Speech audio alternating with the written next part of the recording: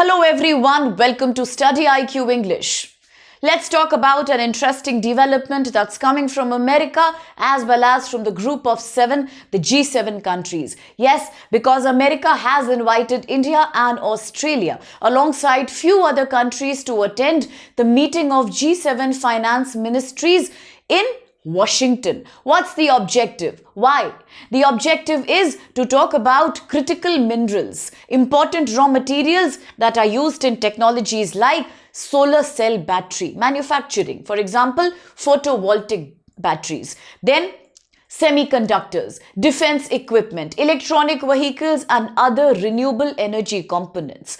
Today, all the G7 countries are frustrated because of their ongoing dependence on only one nation, that's China. China monopolizes not just the critical mineral supply, but also the downstream refining, mining, as well as processing of rare earth material. How long can the world depend only on one country, that's China? So therefore the meeting today coming from G7 looks into the exact same issue. But then because we are talking about G7, just remember in the past we have discussed the G7, its expansion to include Russia and become G8.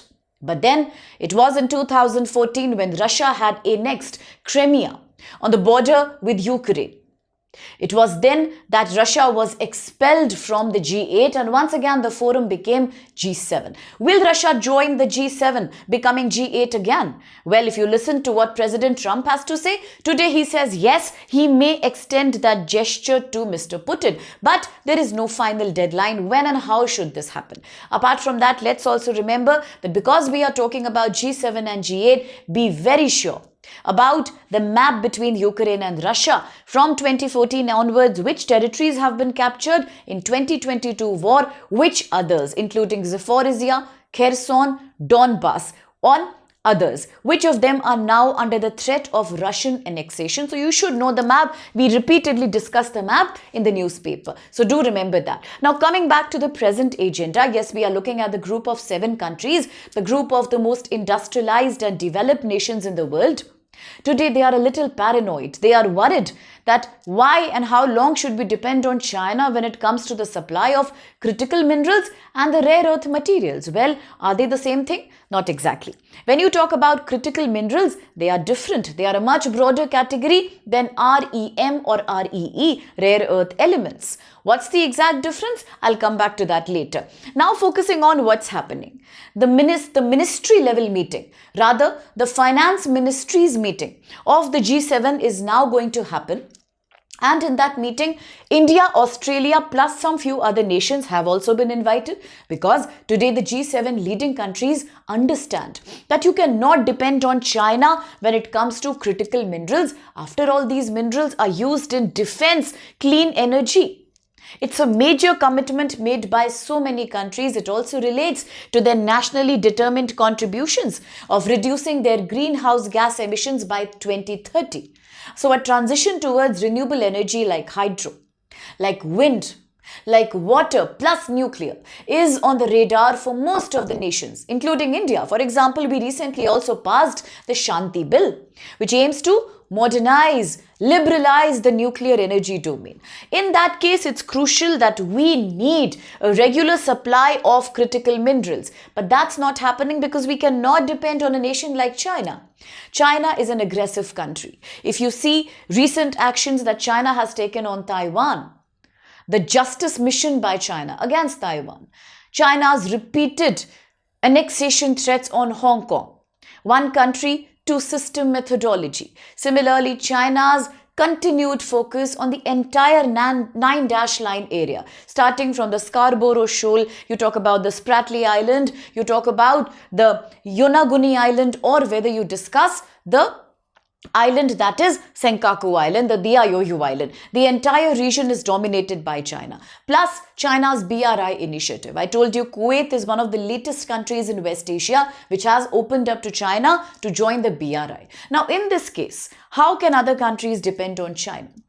We really cannot. Every time China chooses to reduce the supply of REM, other countries experience a big problem. In fact, that was the big reason why a person like President Trump himself had decided to meet Chinese leader Mr. Xi Jinping in South Korea, a meeting that is famously known as the G2 meeting, which happened in South Korea right before the APEC summit took place. Why? It was a very, very mutualistic agreement. China asked America to reduce the tariff on Chinese exports. In return, President Trump said, please continue with the supply of critical minerals. We can't do without it. Now, very few countries have a rich reserve of these minerals.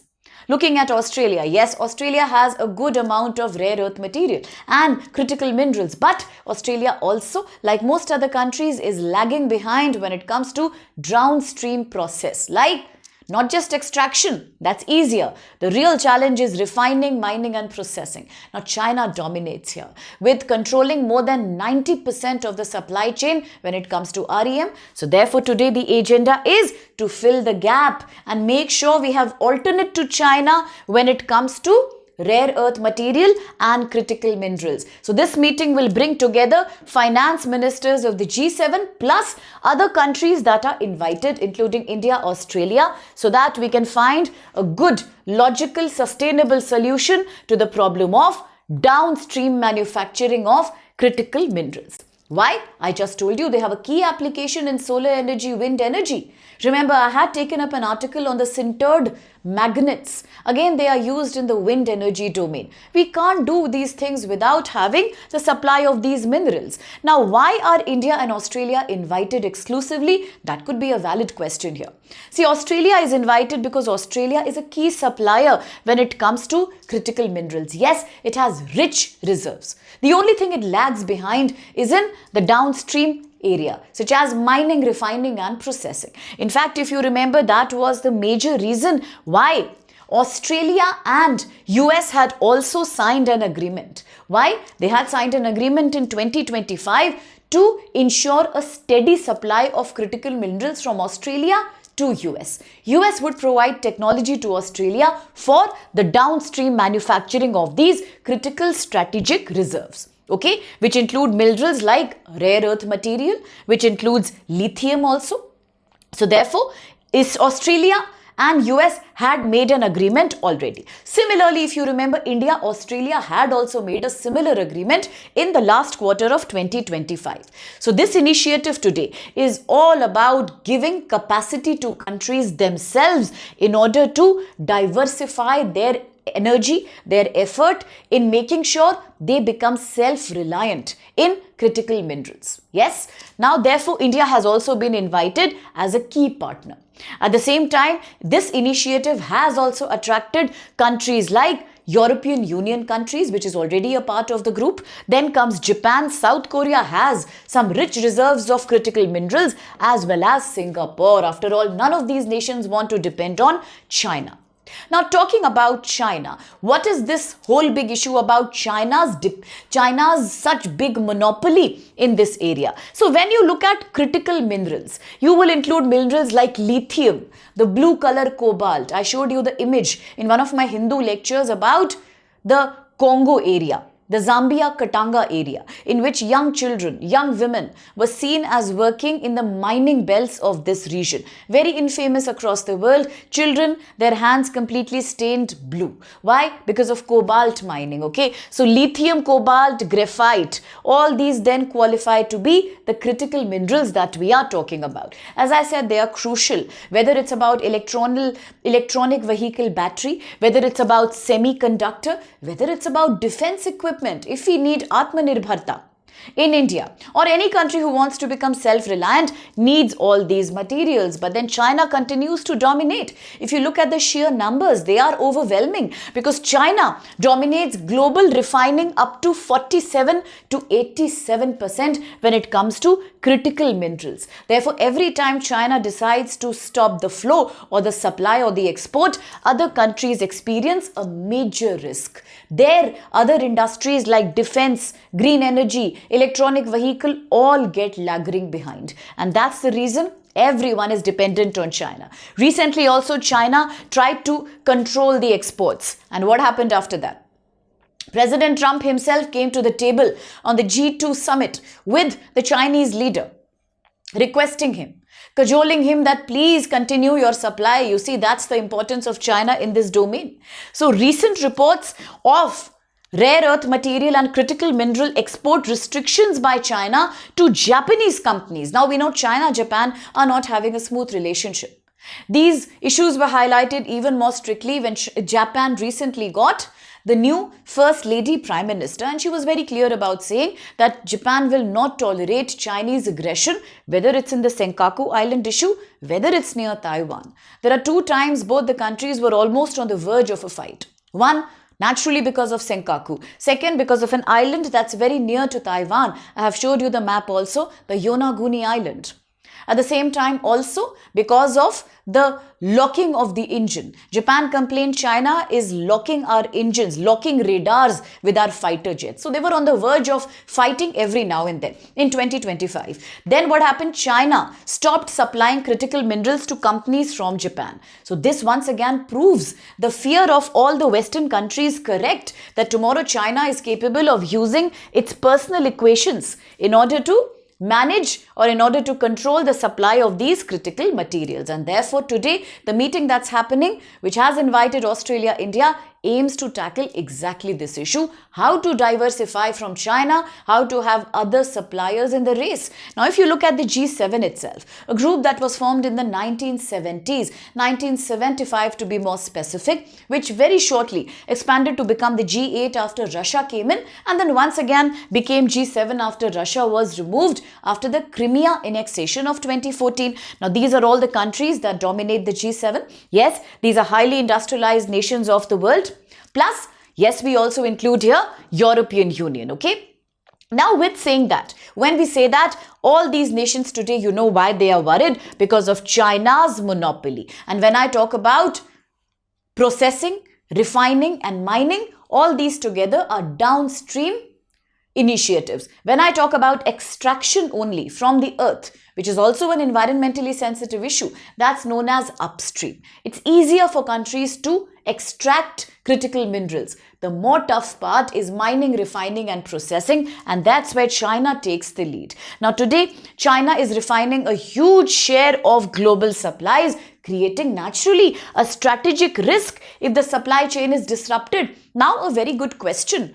How do you then differentiate between the REE, rare earth element, and critical minerals? Well, they are not very different from each other. When you talk about REE, they are a specific group of 17 elements, okay, in the periodic table. We call them as 15 lanthanides plus cadmium and yttrium. These are a set of REEs that we talk about. Now, they are tough to mine and they are also very tough to refine. Why are they known as rare earth element? Not because they are actually very rare geographically. They are known as such because of their huge importance in other infrastructure, okay? So that's what we mean by REE. But then if you look at critical minerals, it is a much broader category. It's an umbrella term that we use, okay? Now they are therefore not defined by their chemical similarity, but they are just defined because of their strategic importance, okay? Their geographical location. So now we are talking critical minerals, much broad category, and this includes both. This includes not just the REE that we just discussed, but also many other critical minerals like lithium. We talk about cobalt, nickel, we talk about copper, and we talk about graphite. All these are categorized as critical minerals, but many of these are not rare earth elements. You can get a question like that in the prelims, so be careful with that. And just now, because I used the word nickel, again it reminds me that today morning in the Hindu class I have discussed about one country which right now is in controversy because it may be attacked by America very soon. Now that country is the 9th largest producer of nickel in the world. Can you please tell me in the comment box which country am I talking about? Okay, so that's it primarily for this topic. Now once more, if you look at Australia, Australia has a good amount of critical mineral reserve. That's why India-Australia signed a pact in 25 called as India-Australia Critical Mineral Partnership. Yes, now under this, Australia may supply India with reserves of lithium and cobalt. This will help India in moving towards renewable energy. India can provide manpower. You remember the youth bulge of India, demographic dividend to help Australia develop downstream capacity. Now, if you look at US-Australia, they also signed an agreement of $8.5 billion in the segment of critical minerals. What was the agreement about? To provide more lithium, nickel and rare earth element to US from Australia, ultimately reducing dependence on China. Okay, so remember these things as we talk about the rare earth element and critical minerals. Remember, never get confused between the two. There are many such like lithium, cobalt, nickel and copper and graphite, which are critical minerals, but they are not rare earth material. Okay, so rare earth material is a narrower term. We are looking at 17 elements only when we speak about that. So quickly, the practice question. Look at these statements here. 1. REE are crucial inputs for electronic vehicle, renewable energy technology and advanced defense system. 2. India-Australia rare earth cooperation aims to reduce India's dependence on China by ensuring diversified and secure mineral supply chain. And 3. Australia currently imports most of its REMs or REE from India as a part of this cooperation. Which of these statements do you think are valid? It's an easy question if the topic is clear to you. And as you answer the question, a quick reminder about the ongoing SAIL program. Those students who are writing prelims in 2026, do not worry, there is still some time. We provide you aggressive coaching right before the prelims in the form of GS1 and CSAT. Question, time management, timetable, revision and books, course material, everything is on us. All you need to do is use code SPLIVE to get further discount and an already humble price of 5499. The batch starts from 14 January. But if you are writing the exam in 27 or 28, then admissions are now closing on 15th January. The batch has just begun. Use code SPLIVE because if you begin now, you have enough time to cover the vast UPSC syllabus and ultimately to experience success in the exam. Okay, so join us today. Thank you so much.